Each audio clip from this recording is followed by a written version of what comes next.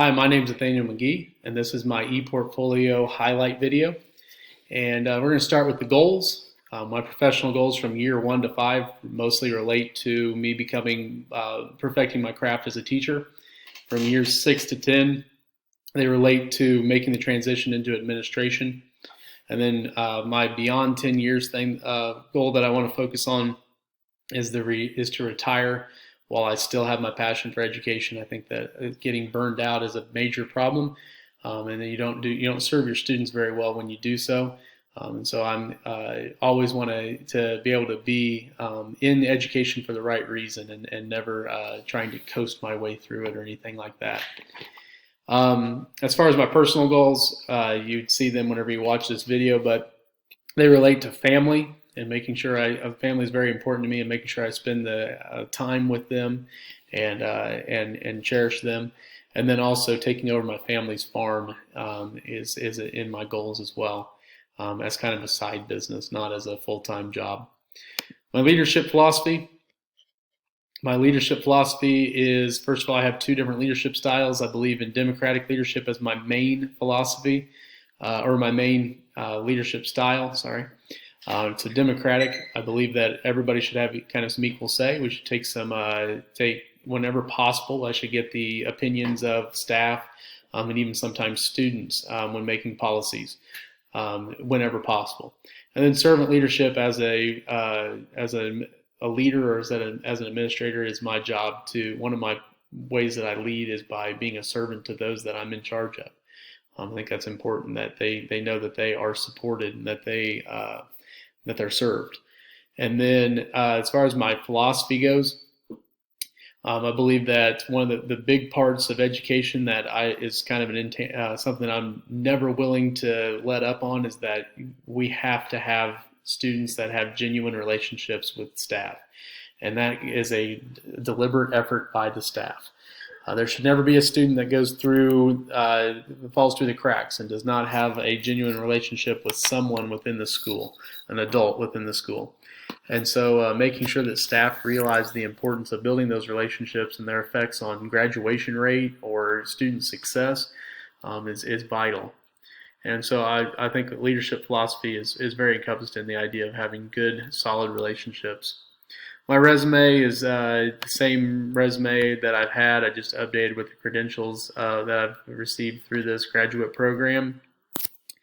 And then go down here to the annotated bibliography. Definitely the toughest part of this whole ePortfolio process. I'm sure the professors hear that each and every year. But I found a lot of positives from this. Although I spent a lot of hours, and sometimes it was infuriating how long it took me to read some of these articles and summarize them, I did find that it's a great example of what you need to do as a good administrator that's growing. You have to be reading articles and growing your knowledge of policies and practices that are working in education. You can't let yourself become stagnant. And so this was a vital part of this process of doing the ePortfolio. And it's one that is a vital part of being an administrator, growing in your capacity and your knowledge. I'm not going to talk about every single one of these in great detail, but I'm going to spend a bulk of my time on the district, elementary, and secondary activities. The PD, Professional Development Points Committee member, I'm like a co-chair. I work with that committee to approve all points for professional development in our district. This was a case study that we did. I did a great job of showing some of the evaluating ethical dimensions. I've actually used some of the knowledge I gained from this case study when a fellow colleague of mine was talking about doing a fundraiser that actually was violating some of the ethics when it comes to gambling, and whether it was a gambling fundraiser or not. Kind of gave my 2 cents, told the story about reading this case study, and we found a different way to do that fundraiser and still hold a high level of ethics. The most limiting demographic in our school district is poverty, and so every year we fundraise with our FFA chapter, and then we meet with the administration and counselors to find somebody in our district that is in the most need. If we do it during Thanksgiving, we provide a full Thanksgiving meal. The students will go with me to purchase it, and then because of confidentiality, I go deliver that on my own to the family at their house. And then during Christmas, if we do it during Christmas, we buy gift cards. And then I personally, because of confidentiality, once again, deliver those gift cards that can help families through the Christmas season. We also did Rachel's Challenge, and I served as kind of a coach for Rachel's Challenge through some of the activities that happened after the initial assembly. Rachel Scott was a young lady that died in the 1999 Columbine shooting, and she had a journal that talked a lot about just treating people right, inclusion, and being equitable processes, or being equal for all. And because of her life in these journals, there's a program that'll come around and present to your schools and about Rachel's Challenge. And they kind of changed the culture of your school. We saw a major difference in our student body and the way that we interact with one another after Rachel's Challenge. I'm also a fair board member for our Richmond Free Fair. I help youth as they exhibit their livestock. I attend meetings. I hire the judge to judge the shows, and it's open to any youth, regardless of what county they live in. Elementary wise, kind of get on some of these. We have the staff breakfast we do each year to show our appreciation for our staff. Our FFA members put on a breakfast for them. And I helped deliver meals during COVID. As having my CDL, I had the opportunity to fill in as a bus driver. And when I wasn't filling in for bus drivers, I was riding along and helping to hand out meals. We found that a lot of our elementary kids families were very dependent on that food coming to their elementary children. I led a workshop at the beginning of this school year on how to use Google Meet for our elementary teachers, or not Google Meet, sorry, Google Slides, and how you can use that in a hybrid classroom as well as a strictly online or a strictly in-person classroom. And taught that workshop. It was a great experience, and I hopefully helped them in making this transition to the teaching and the school year of 2020 a little better. This was an IEP that I worked with. As a bus driver, a student that was having behavior issues and was on an IEP, I worked with the special education teacher, the parents, and the administrator during an IEP meeting to strategize on a solution to the behavior issues. The solution that we came up with was very, very effective for that young man. Each year, the FFA, I help prepare students to present over an area of our community that's very big, and that being agriculture.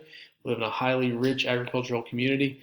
Teaching the kids about their community and what's important, or one of the important aspects of the world around them is vital.